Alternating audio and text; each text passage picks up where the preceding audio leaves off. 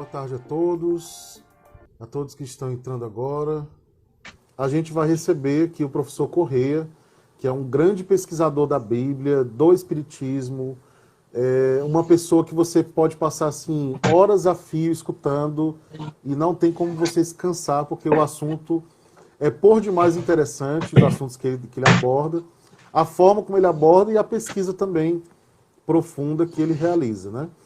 Então eu vou pedir, professor Correia, para você se apresentar um pouquinho, falar um pouco das suas pesquisas, antes da gente entrar no tema mais direcionado da nossa live. Estou muito bem. Então, boa tarde a todos, sejam todos bem-vindos. Muito obrigado, professor Lindenberg. A gente fica sempre feliz quando participa de um momento como esse, porque a gente tem alguma coisa para contribuir.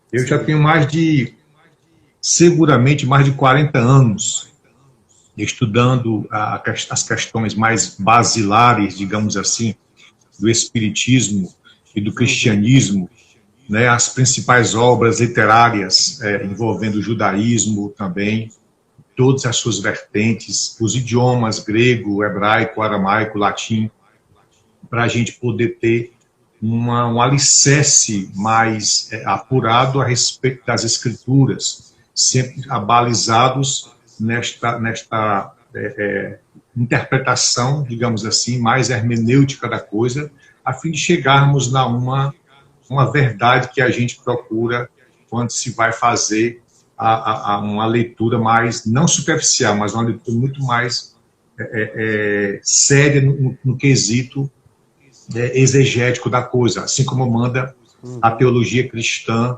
e a teologia judaica também. Então, a gente é pesquisador, nós estamos trabalhando nisso, já temos lançado alguns livros, e a gente espera hoje contribuir de alguma forma para o aumento, né, para adicionar o nosso conhecimento a respeito dessa temática tão importante, que é a temática que vai ser lançada hoje à tarde. Perfeito. Eu considero da mais alta importância essa temática que a gente vai trabalhar, por todos os contextos que ela envolve, os contextos históricos, os contextos filosóficos, os contextos de interpretação e de ressignificação dos próprios ensinamentos de Jesus, né, que foram modificados e incompreendidos ao longo dos séculos e que a gente pode resgatar determinados sentidos desses ensinamentos que foram se perdendo, né? E aí, para a gente começar, boas-vindas ao pessoal da Alvorecer, o Alex, a Alane, do Girassóis, sejam bem-vindos também. Para começar, eu queria lhe perguntar que ideias estão envolvidas quando a gente fala numa perspectiva do Jesus histórico. Porque, historicamente, né? Isso, historicamente, Jesus é tomado como um ser quase que à parte do processo humano, né? Mas quando a gente resgata as informações do Jesus histórico, que ideias estão envolvidas sobre ele? A questão de se falar do Jesus histórico é meio que complexo, porque a gente percebe várias nuances em toda essa avenida que leva a pessoa de Jesus. O texto que é formatado ao redor, né, na circunferência, digamos assim, da pessoa de Jesus, é um tanto quanto complexo, porque existem vários pensamentos, até mesmo antagônicos, quanto a esse Jesus histórico. A primeira coisa é se realmente, como já fui até convidado em alguns momentos, para provar que realmente Jesus existiu ou não, ou se foi apenas uma personagem fictícia e que não teria respaldo histórico à sua existência, né?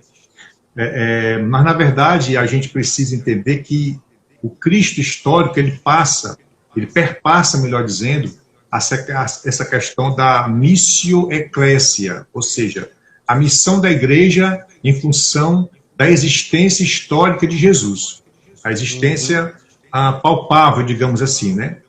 Os testemunhos arqueológicos, os testemunhos textuais que nós temos hoje em dia, que provam, evidenciam essa certeza da existência dele, essa evidência, esse feitio se eu posso dizer assim, dessa missio ecclesia, da missão da igreja, perpassa e chega numa missio Dei, né, uma missão divina, e segundo a própria fé cristã espírita, veio a ser atrelado à questão da nossa evolução. Ou seja, por conta dele, nós assumimos essa possibilidade de nos melhorar. Então, o Jesus histórico passa por todos esses matizes. Mas uma coisa interessante é que o principal, ou os principais, as principais testemunhas escriturárias, digamos assim, que falam a respeito do Jesus histórico, por incrível que pareça, são os evangelhos. Né?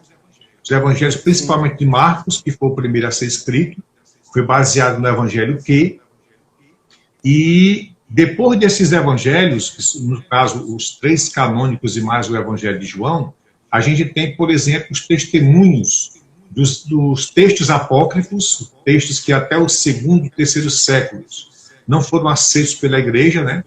Até porque, na época, até o Concílio de Jane 117, nós tínhamos aproximadamente 346 livros na Bíblia toda. Só evangelhos nós tínhamos 66. Então, essa questão da historicidade, ela passa por um crivo não muito, acredito eu, coerente no que diz respeito a o nosso entender do Jesus histórico, porque muita coisa ficou para trás. Né? A gente tem alguns testemunhos históricos, por exemplo, de Públio Cornélio Tácito, Flávio José, que tem, você conhece mais do que eu, alguns livros, como História dos Hebreus, né, e etc., que fala alguma coisa sobre a existência, sim, de Jesus. Plínio Moço, que falou, não muito abertamente, né, mas falou sobre a existência do Cristo. Caio Suetônio Tranquilo, em sua obra, também falou a respeito disso. Luciano de Samosata. Então, existem alguns testemunhos também históricos de escritores que viveram na época ou não, mas que asseguram fidedignamente que Jesus esteve entre nós, que Jesus é um ser histórico, né, e a gente pode constatar isso nessas escrituras que nos dão esse respaldo.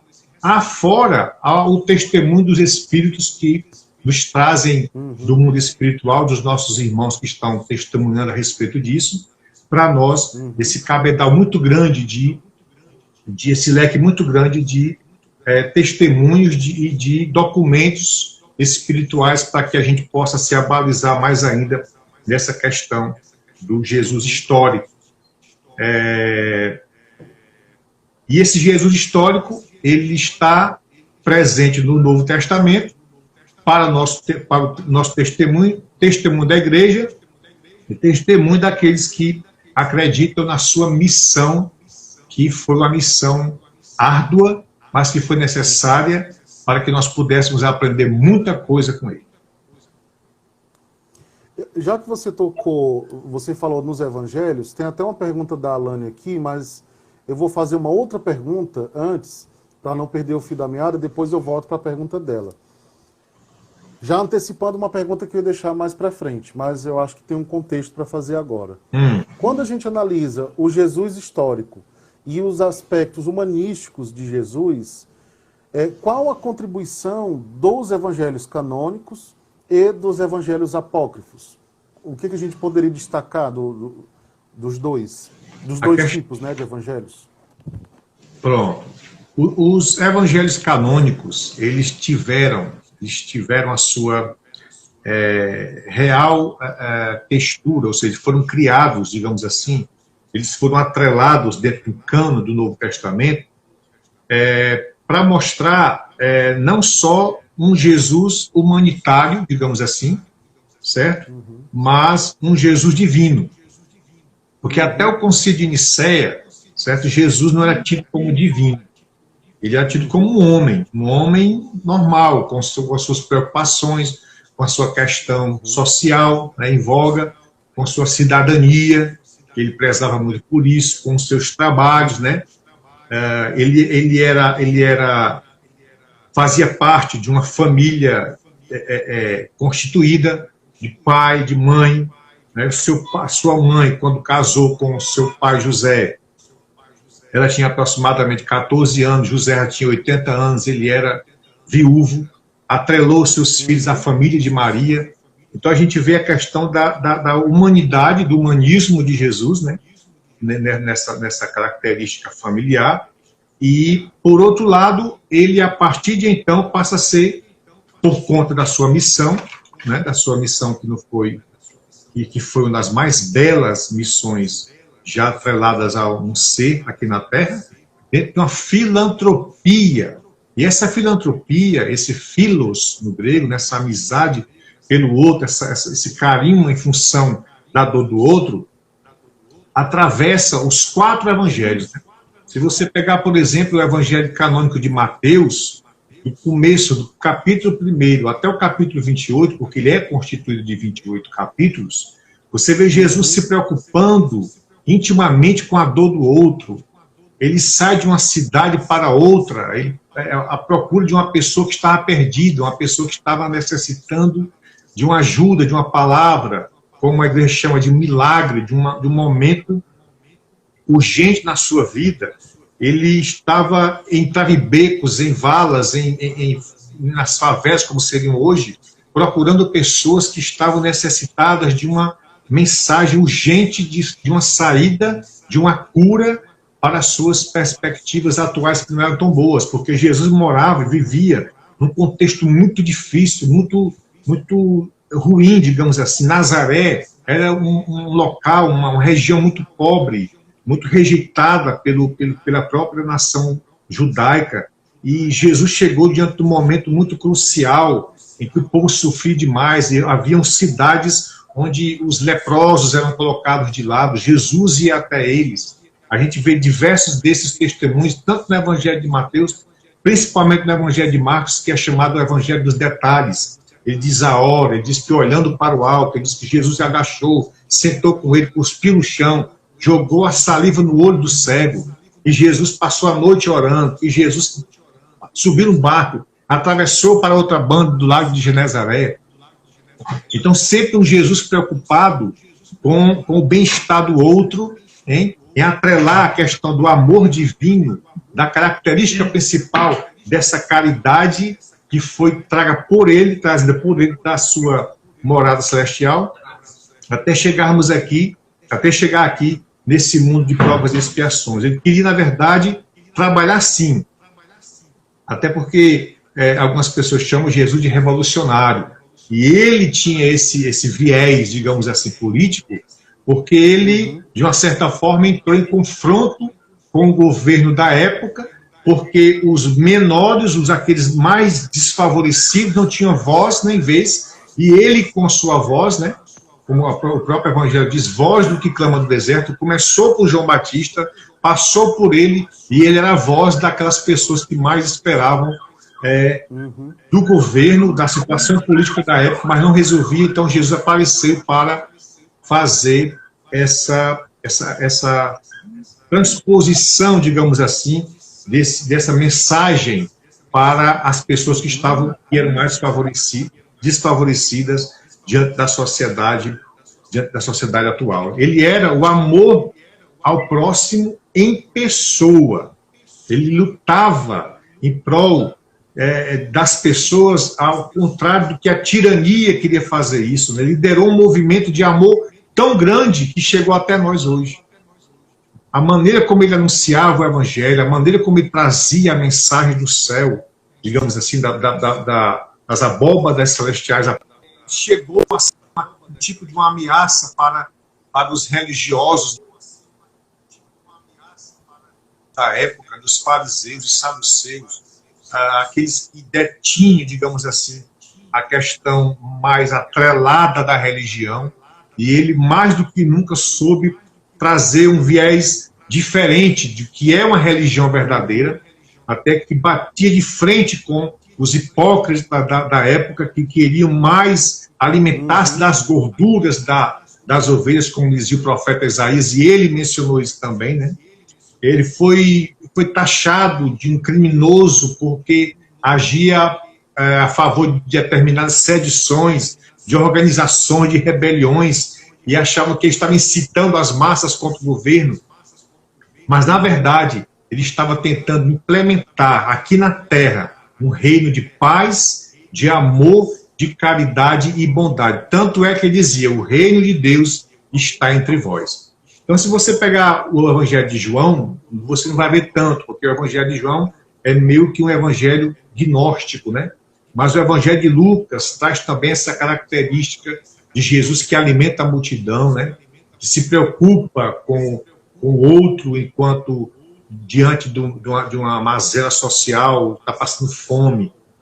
Alimentou mais de 5.000 pessoas num local ermo, num local distante, onde os maiorais não iam de jeito nenhum, mas ele foi até lá. Ele visitava as prostitutas, ele ia visitar os que estavam leprosos. Então, ele ia totalmente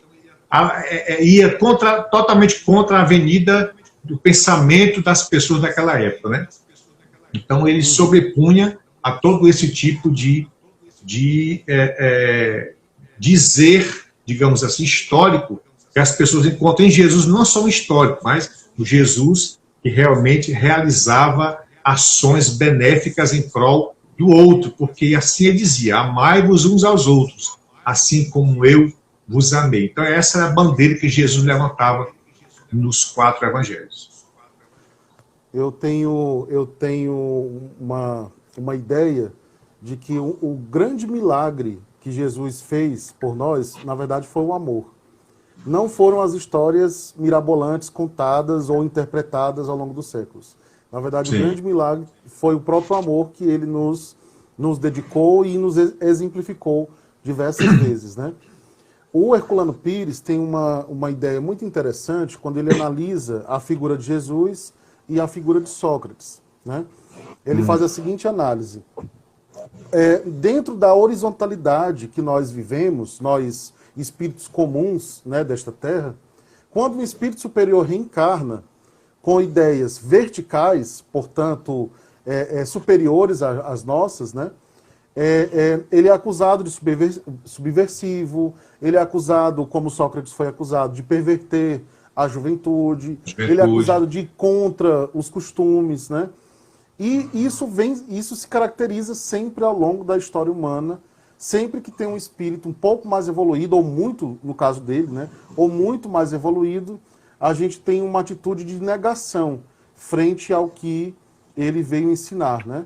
Então, acho que tem muito a ver também com esse ponto que você comentou, do exemplo que ele deu e de mesmo assim ter sido acusado, desrespeitado dentro da prática que ele propunha.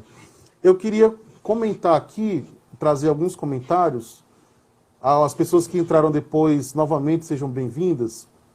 A Alane nos diz o seguinte: que pena, tanto documento perdido, ou estariam escondidos em algum local ou igreja ainda?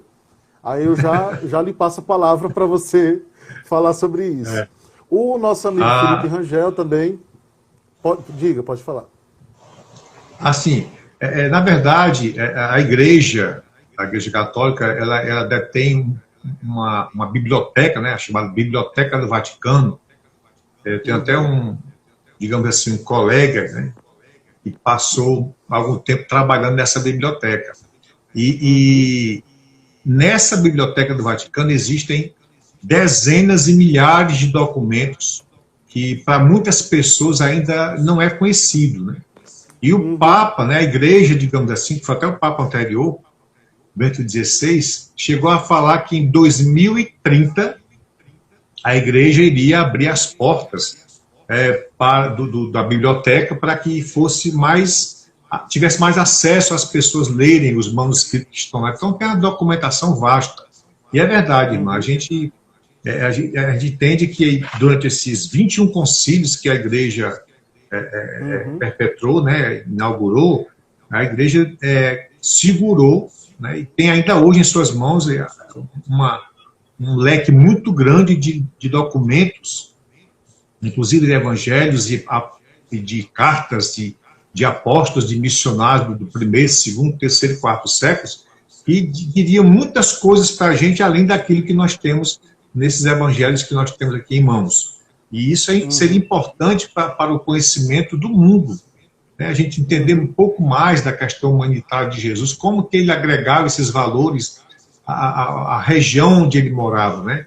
Então é verdade, essa sua pergunta é peculiar, e existe sim esses manuscritos ainda presos, que ainda não são conhecidos, mas que deveriam sim fazer Sim. parte do nosso leque de estudos hoje. Sim. O nosso amigo Felipe Rangel, também seja bem-vindo, comenta o seguinte: professor, gostei muito de uma observação que você fez em um dos nossos estudos, que foi a tentativa da igreja de tentar apagar os registros do Jesus humano para divinizá-lo, né? Isso a gente sabe que aconteceu muito ao longo da história, mas isso não é privilégio apenas da igreja, porque o movimento espírita também faz isso, e eu vou já polemizar um pouquinho sobre isso. Sim, sim. Boa pergunta, boa pergunta. Bem-vindo também, Cosme, o nosso amigo Alain, Eugênia. A Alane diz o seguinte: confesso que nunca tinha escutado sobre as idades de Maria e José. Muito nova ela ainda. Essa era a cultura da época? Era comum casar nova assim?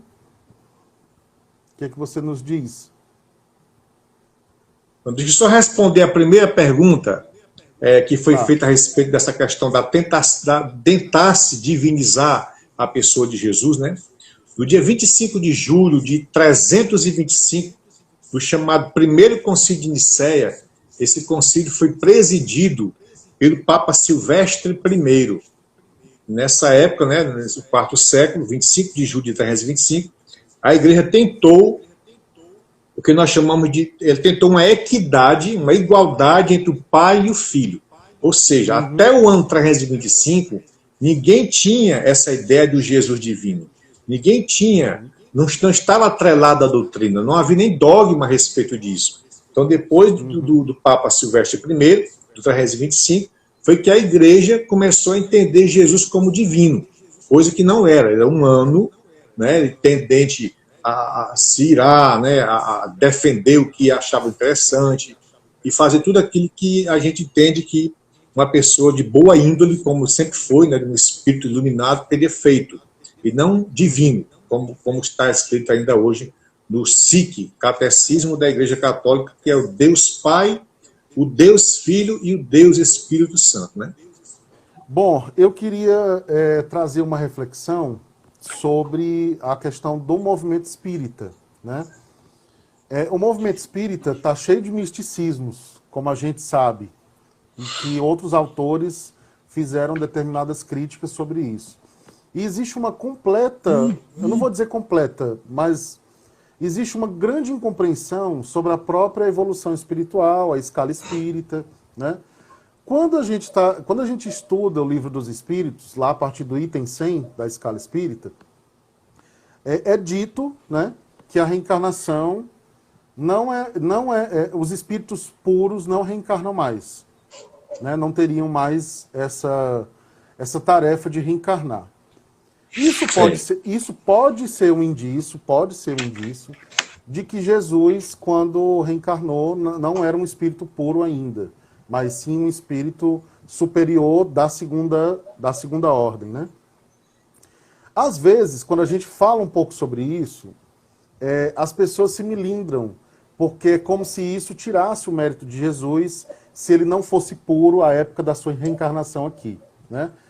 Entendi. Acontece que tem aspectos que estão envolvidos, como, por exemplo, um espírito superior que ainda tem tarefas a cumprir. O mais lógico é que ele reencarnasse em grandes missões para poder também ele mesmo avançar. Se no espírito puro já chegou no ápice da escala, em tese ele não teria mais essa necessidade, né? Estou colocando essa reflexão para fazer uma introdução à pergunta, que é a seguinte: por que, mesmo no meio espírita, Jesus é considerado como uma divindade, tendo o seu caráter humano praticamente ignorado, né?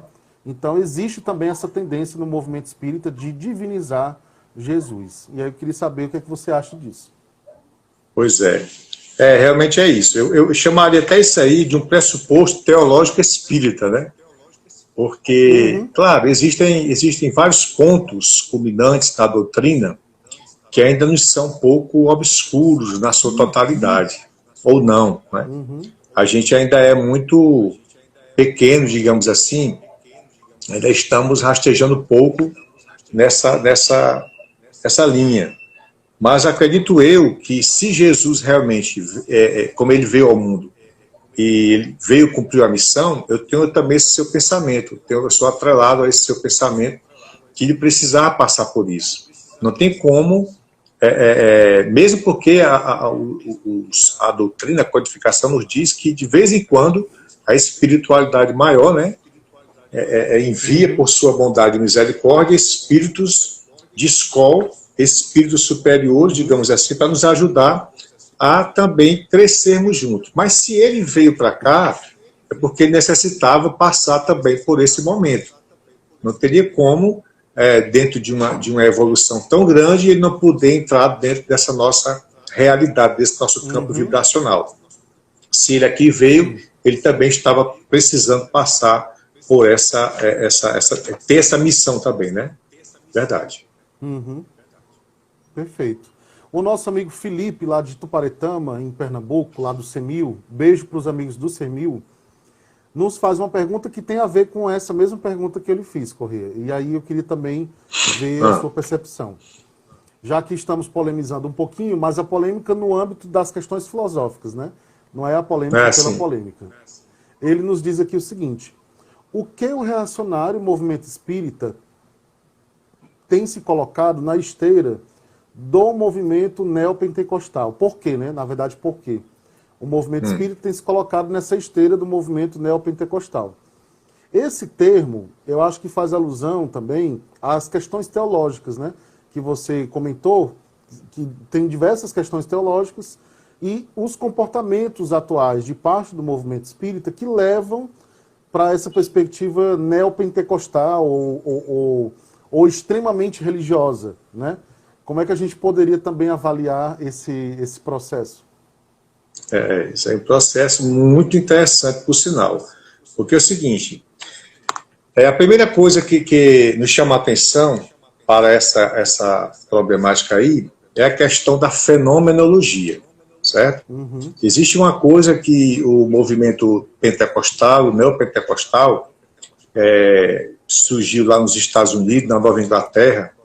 Eles trabalham muito com essa questão, por exemplo, da glossolalia, né, de falar línguas estrangeiras, línguas de outros países, de pessoas que eram praticamente analfabetas e que no momento de um transe, digamos assim, espiritual, que nós chamamos de transe mediúnico, eles passam a falar idiomas que eles nunca estudaram, inclusive línguas praticamente mortas, né, como aramaico, cópita, e idiomas lá do Oriente Médio, que era absolutamente desconhecido daquele praticante religioso.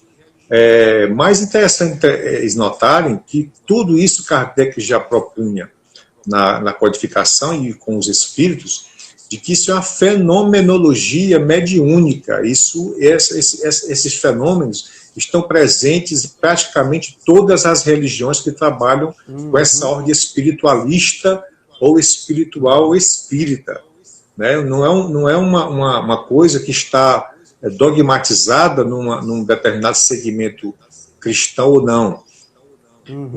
Foi o Kardec que disse que todos nós somos médiuns, então todas as religiões têm médiuns. Eles têm essa facilidade de se comunicar com o lado espiritual, e esses fenômenos, né, espirituais, eles têm diferentes nomes, diferentes vertentes, mas é a mesma coisa, é a mesma característica, é a mesma inspiração, é a bondade de Deus que se revela para nós ali, a fim de que a gente possa aprender de alguma forma através daquilo que está acontecendo, daquele fenômeno que está ocorrendo para aquela comunidade, para aquela casa, para aquele movimento que ali está presente. Né? Então, alguma coisa parece a questão do neopentecostalismo, a questão das curas, né?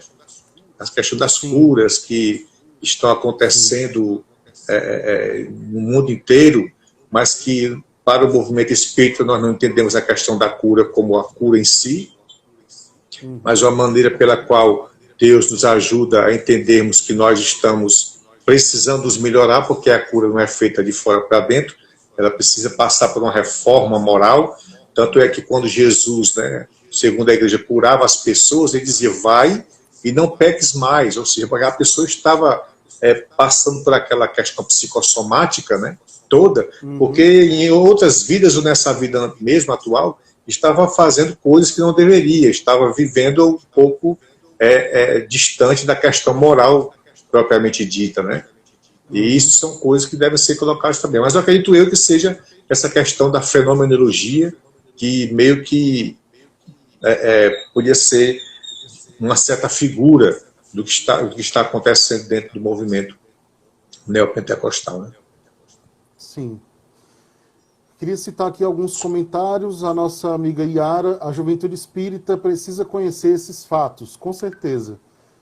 Nós precisamos divulgar essas informações, né, fazer aí um letramento em perspectivas sobre Jesus, perspectivas históricas e humanistas, porque para que a gente possa também ressignificar os discursos, as referências bibliográficas, as formas de pensar, né? A nossa amiga Marilúcia diz o seguinte: temos que ter outra live dessa, esse tema é muito vasto. E aí já fica o convite para o professor Corrêa voltar depois, né, para a gente trabalhar algum tema que seja o desdobramento desse tema que a gente está trabalhando agora. O nosso amigo Alex diz o seguinte, que eu estava louco para comentar isso aqui, então o Alex já nos trouxe. O rustanguismo no Brasil contribuiu muito para essa ideia de divinização de Jesus.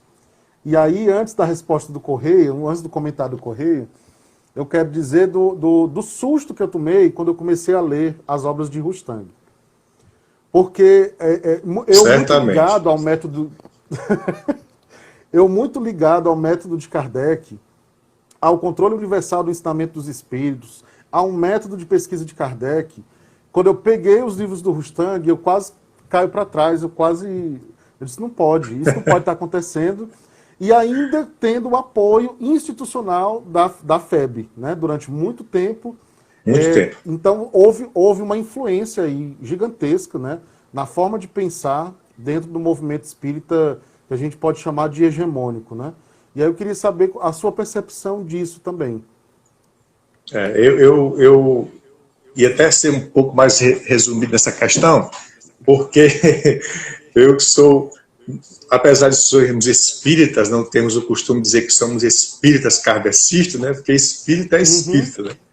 Mas eu sou um espírita meio que atrelado, o meu alicerce são as obras, né, de Kardec, a codificação, digamos assim, né? Porque, na verdade, a doutrina não é a doutrina de Kardec. A doutrina é dos espíritos, né? Sem eles, essa questão doutrinária não existiria. Então, eu prefiro nem me excusar, mas prefiro me poupar de pequenos detalhes, dizer que eu fico com Kardec.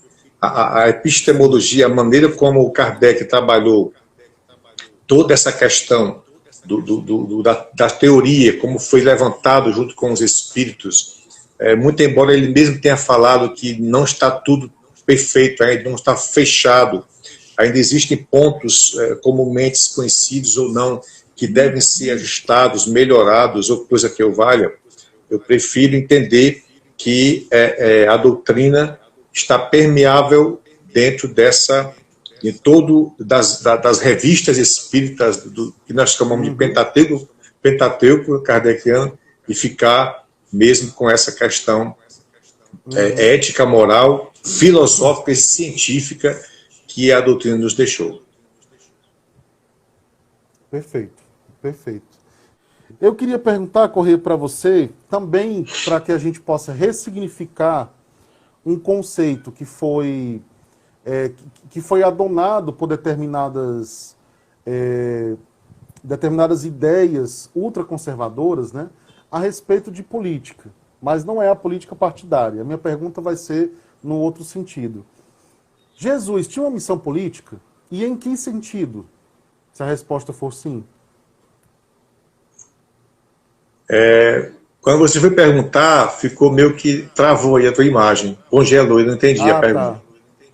Pronto. Jesus tinha uma missão política?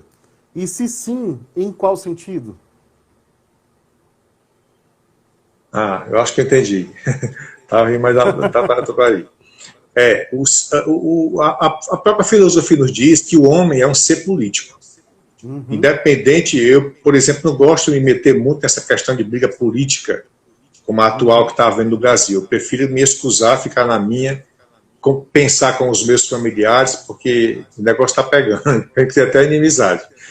Mas o homem em si, né, os pré-socráticos já falaram alguma coisa sobre isso, já é um ser político.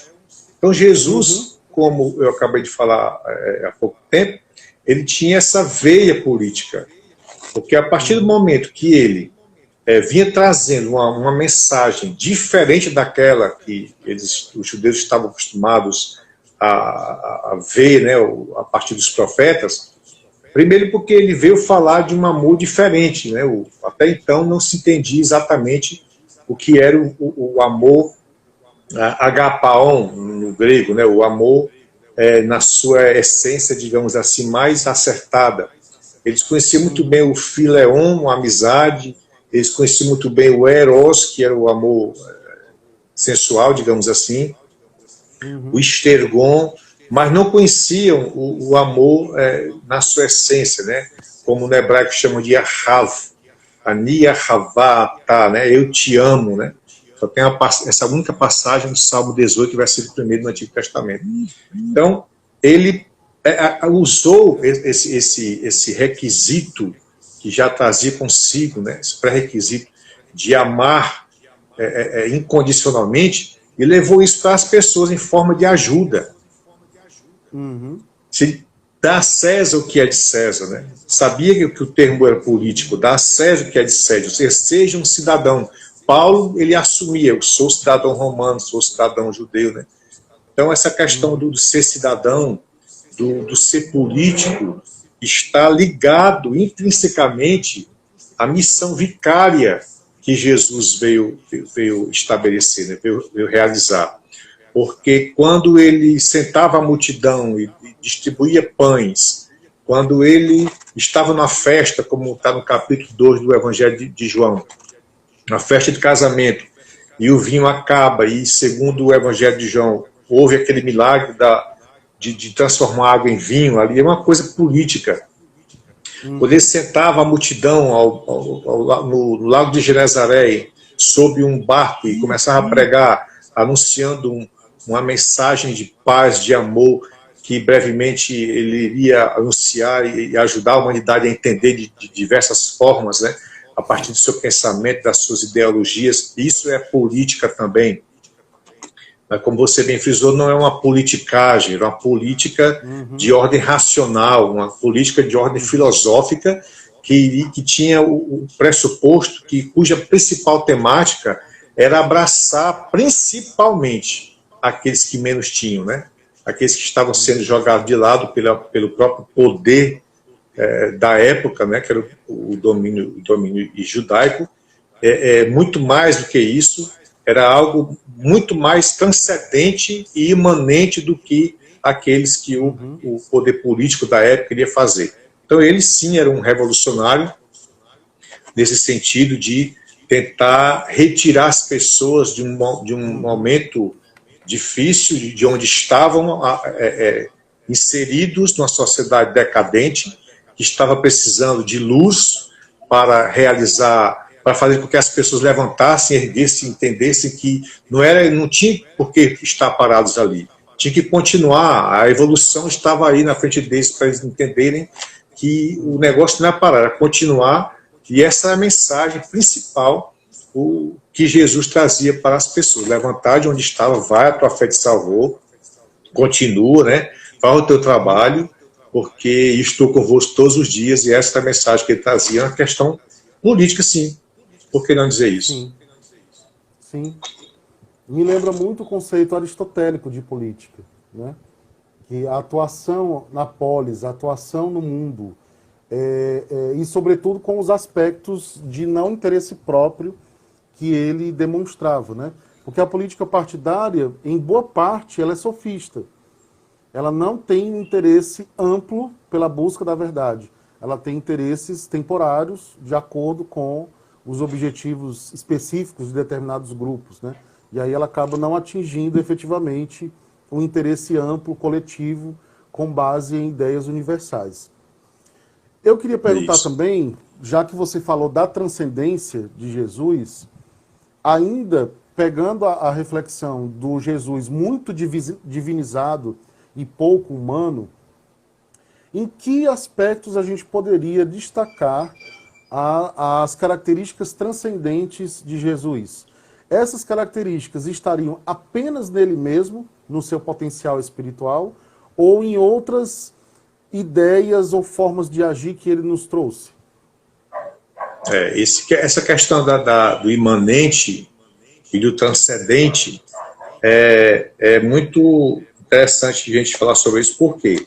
Porque a partir do momento que você começa a entender que Yeshua Ben Yosef não era Jesus Cristo, né? Jesus e Cristo, Christus tudo bem porque é grego, de Ramashi, no hebraico, que trazia em si o escopo da sua missão, da sua missio Dei, ou seja, ele era um Cristo, um enviado, um guru espiritual da mais alta estirpe, certo? E Yeshua, o próprio nome hebraico, significa Deus é a nossa salvação, Hashem é a nossa salvação. Então, a partir do próprio nome dele, já se entendia a questão crística, né, digamos assim, dos cristos cósmicos que já vieram, então, visitar esse nosso planeta de provas e expiações.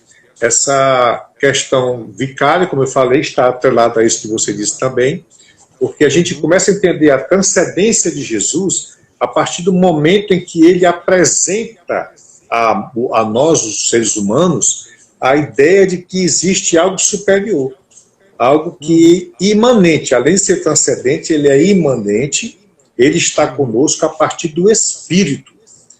Deus nos deu esse Espírito que é atrelado à questão reencarnatória, né? E nós temos todo esse processo de união com o Espírito Maior, que é os grandes agentes do fluido cósmico universal, no caso Deus, e esse caminho é que ele veio nos mostrar. Tem até um erro de interpretação do Evangelho de João, que Jesus falou, eu sou o caminho, a verdade e a vida. Tem um texto grego antigo que diz, eu sou o caminho da verdade e da vida. Então ele veio apontar o caminho, como a escada de Jacó lá no Antigo Testamento, veio apontar que existe uma maneira mais interessante, mesmo que intrigante, mais certa de se conectar com a espiritualidade superior. E esse Jesus crístico, né, essa parte ramachia mesmo dele, veio nos mostrar que precisa haver essa separação. E foi nessa missão augusta dele, de trazer essa transcendência, ou seja, passar desse ambiente para um outro, de forma satisfatória, e entender que existe sim esse outro lado. Existe vida após a vida. E dependendo da nossa situação, das nossas atitudes melhoradas, né, e morais, a gente pode evoluir muito mais rapidamente do que aquilo que a gente possa imaginar. Então, essa transcendência de Cristo ela é importante para nós conhecermos o escopo do Evangelho que ele veio anunciar. Perfeito. Você falou nessa perspectiva da questão da tradução, né, do ensinamento que você deu como exemplo, da frase, e aí eu queria lhe perguntar assim, o que você destacaria de mais problemático, talvez 2 ou 3 ideias mais problemáticas nas diversas traduções, né, das escrituras, incluindo traduções que foram modificadas propositalmente ou aquelas que tiveram erros que foram se multiplicando, né, ao longo dos séculos. Talvez 2 ou 3, assim, porque eu sei que você tem muito mais, né, mas talvez aquelas que você considera assim como as mais graves. O que você poderia destacar?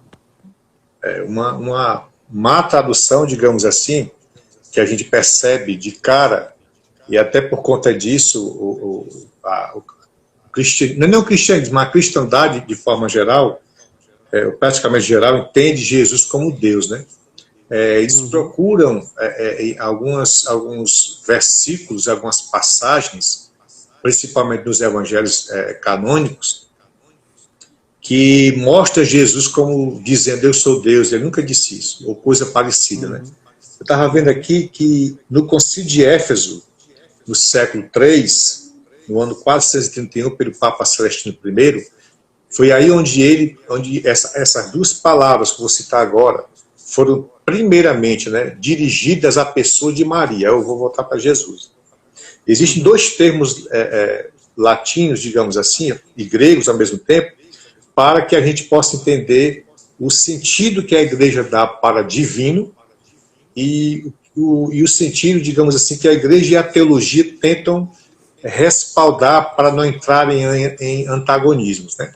Existe a hiperdulia e a hiperlatria. A respeito de Jesus, como eu falei anteriormente no Concílio de Nicéia, que até então não entendia como uma coisa divina e coisa parecida, entendia-se apenas como uma hiperdulia, ou seja, era uma supervalorização do outro, de Maria, de Jesus, né?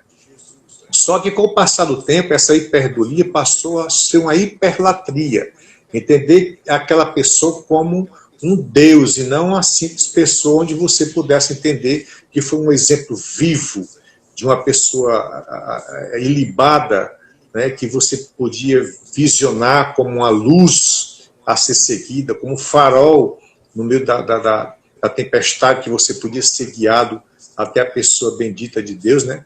Mas passou a ser isso para Maria e para Jesus, no lugar de hiperdulia, passou a ser hiperlatria. Isso é um dos grandes equívocos do cristianismo atual, entender a pessoa de Jesus como um Deus, né? A gente sabe que ele, segundo os próprios Espíritos, ele foi o maior exemplo categórico que poderia vir para a gente aqui na Terra e servir de exemplo para a nossa vida espiritual e coisas que eu valho. Uhum. Isso é um ponto. Sim. O outro tem alguma ponto. outra que você queria destacar? Tem outro ponto, a gente falou em reuniões anteriores, você tomar, por exemplo, alguns textos do Antigo Testamento, que é alguns textos da Torá. Os principais textos da Torá são os livros de Moisés, né? O que nós chamamos erradamente de Gênesis, Êxodo, Levítico, Números e Deuteronômio. No hebraico chama-se Bereshit. O Bereshit, que é o livro de Gênesis, até o livro do Deuteronômio, eles são características principais de um povo que viveu 1520 anos antes de Cristo, 1600 anos antes de Cristo. E eu me pego, assim como Kardec e outras grandes personalidades, a gente se pega a observar algumas traduções que foram, por exemplo, a João Ferreira de Almeida, que foi revisada diversas vezes. Você tem João Ferreira de Almeida, revista e corrigida, revista e atualizada, de acordo com os melhores textos em grego e hebraico. Sabe, diversos tipos de traduções, como a Padre Antônio Pereira Figueiredo, a Amado Soares, a tradução Novo Mundo, dos Padres Capuchinhos e diversas outras que eu vou citar aqui. Cita no livro de Deuteronômio, no livro de Levítico, por exemplo, Moisés abrindo a boca e dizendo: não consulteis os médiuns espíritas. Isso é de uma falta de ética tão grande, quando você percebe que esses termos só foram criados no século XIX para evidenciar a questão do espiritismo, da doutrina espírita. E ainda hoje as pessoas leem e têm isso como verdade absoluta. Olha o que a Bíblia, como a Bíblia, a palavra de Deus está dizendo, e a gente não pode consultar os médiuns espíritas, foi proibido. Mas não tem esse termo no Antigo Testamento, no hebraico não tem de jeito nenhum. Então a gente vê que é uma coisa direcionada, uma coisa que foi absolutamente direcionada para combater a doutrina espírita, né? E tem gente que não sabe e acha que isso é uma verdade absoluta. Isso é também um termo interessante para ser observado. Tem uma pergunta que eu queria lhe fazer que tem a ver com essa que eu fiz agora e que eu tive a oportunidade de lhe fazer pessoalmente num seminário que eu assisti seu lá no Grupo Espírita Ave Luz, né? Eu fiz essa pergunta para você e já que a gente está falando de tradução e de significados constantes nas Escrituras, né? Eu queria lhe perguntar, o Evangelho segundo o Espiritismo, o que a gente poderia destacar dos significados, das interpretações feitas pelo Allan Kardec a respeito dos textos sagrados, os textos das Escrituras, né? Alinhando ali o pensamento dos Espíritos, o pensamento do próprio Kardec, que tem diversos comentários dele ao longo do livro, e a interpretação dos textos sagrados, né?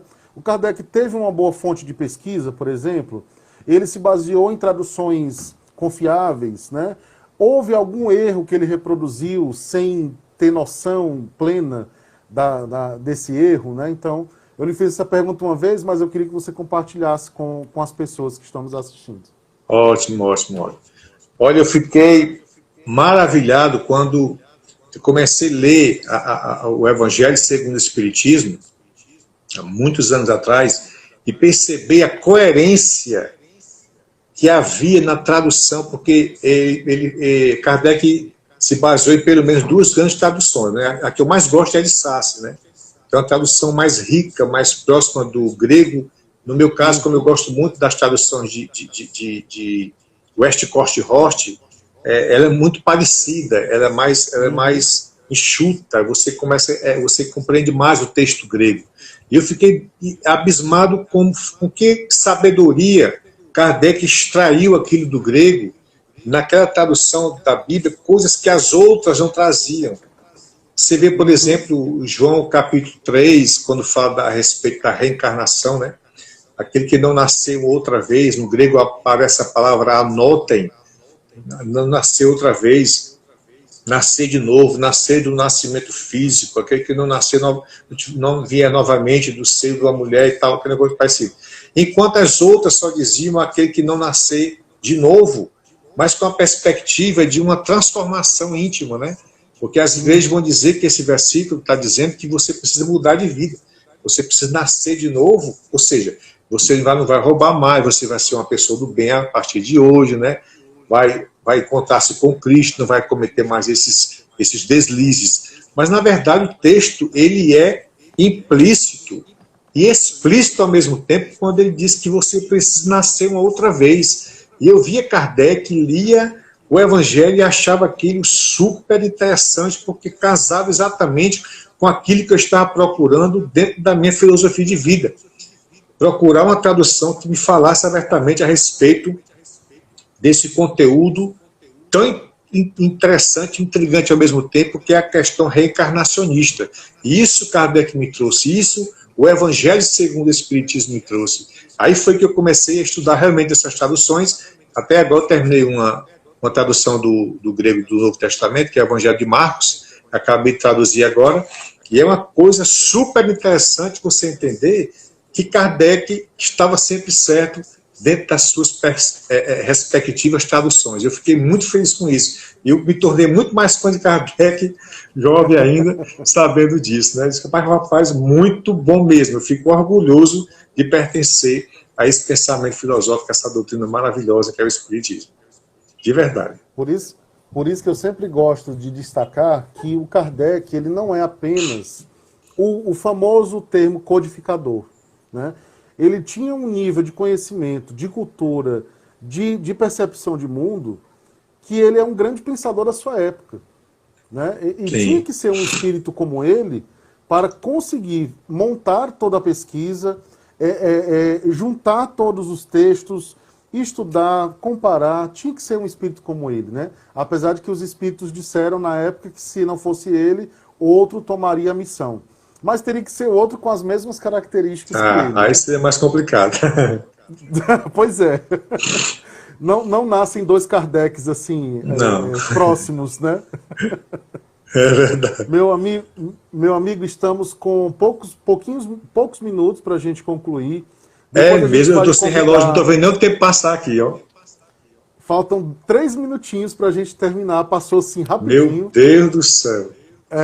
Depois a gente vai lhe convidar para uma live no Facebook, que aí a gente pode ficar um pouco mais de tempo, né, conversando, sem tanta preocupação, porque o Instagram só aceita mesmo lives de até 1 hora, né?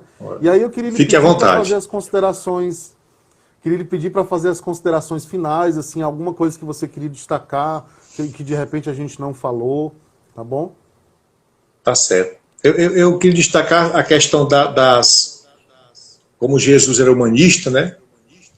A gente entende que essa característica principal de Jesus era o amor ao próximo, né? Essas atribuições que a igreja chama de divinas, na verdade eram humanistas, do ente e do ser, a quem ele realmente entendia profundamente a problemática do ser, a transmutação que ele trabalhou dos paradigmas sociais, e ele não parou aí, ele trabalhou com a transmutação também dos problemas espirituais de então, onde as pessoas estavam precisando passar por uma determinada um momento consciencial, essa consciência gregária, a consciência do outro, amar ao outro, se importar com o outro, ver o outro como se está vendo a você mesmo, querer o bem para o outro como você quer o bem para si.